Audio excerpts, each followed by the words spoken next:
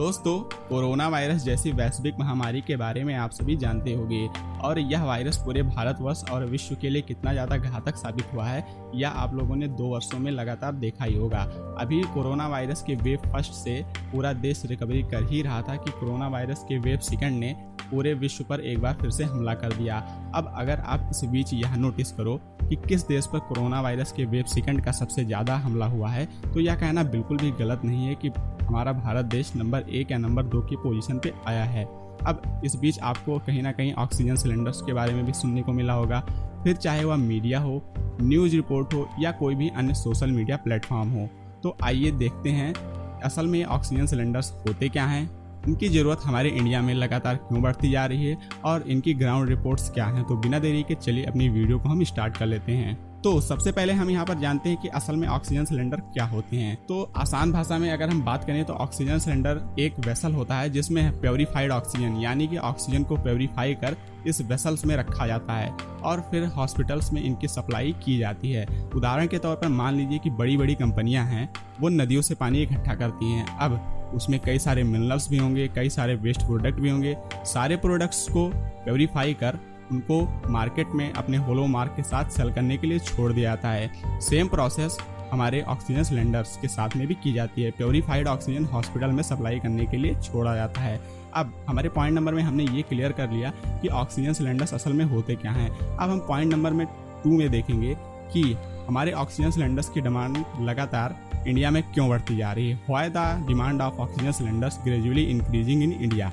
तो सबसे पहले आप लोगों ने पॉइंट नंबर 1 में यह चीज़ देखी कि कैसे हमारा ऑक्सीजन सिलेंडर प्योरीफाई किया जाता है और फिर उसे सप्लाई किया जाता है। सेम प्रोसेस हमारे बॉडी में रिस्पायरेशन सिस्टम द्वारा भी किया जाता है। जैसे कि हमारा nose different type of gases को कलेक्ट करता है, फिर हमारा लंग्स उसको प्योरीफाई कर और अन्य गैसेस को निकाल देता है और ऑक्सीजन का यूज कर लेता है। अब यहाँ पर सीन ये हो रहा है कि कोरोना वायरस के जितने भी पेशेंट हैं उसकी वजह से रिस्पायरेशन सिस्टम में बहुत सारी गड़बड़ियाँ आ रही हैं और हमारे पेशेंट्स यानी कि जितने भी पेशेंट्स हैं कोविड-19 के, उनको एक ऑक्सिलरी ऑक्सीजन की ज़रूरत पड़ रही है। और यही कारण है कि जितने ज़्यादा पेशेंट्स बढ़ रहे हैं उसी तादाद में हमारे ऑक्सीजन सिलेंडर्स की डिमांड लगातार बढ़ती जा रही है।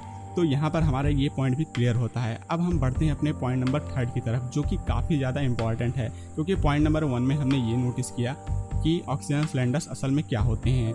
पॉइंट नंबर में 2 में हमने देखा कि इनकी डिमांड क्यों बढ़ रही है और हम पॉइंट नंबर 3 में क्लियर ये करेंगे कि हमारी जो ऑक्सीजन सिलेंडर्स की क्राइसिस है वो लगातार इंक्रीजेस क्यों होती जा रही है। तो सबसे पहले हम समझेंगे crisis of oxygen in India, जो कि हाल ही में हमारे इंडिया में काफ़ी ज़्यादा तेज़ी से बढ़ रही है। सबसे पहले हम ये जान लेते हैं कि हमारे धरती पर 21% ऑक्सीजन पाई जाती है। जितनी भी गैसेस हमारे धरती पर मौजूद हैं उसमें से 21% हमारी जो एयर है वो ऑक्सीजन की है।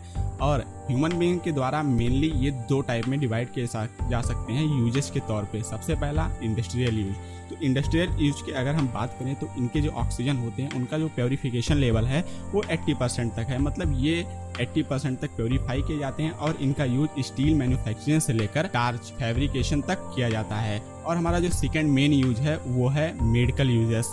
इसमें जो प्योरीफिकेशन लेवल होता है ऑक्सीजन का वो 90% तक होता है या उससे ऊपर भी। ये डिपेंड करता है हॉस्पिटल के इंफ्रास्ट्रक्चर और पेशेंट के डिमांड पर, और इसके बहुत सारे यूजेज हैं।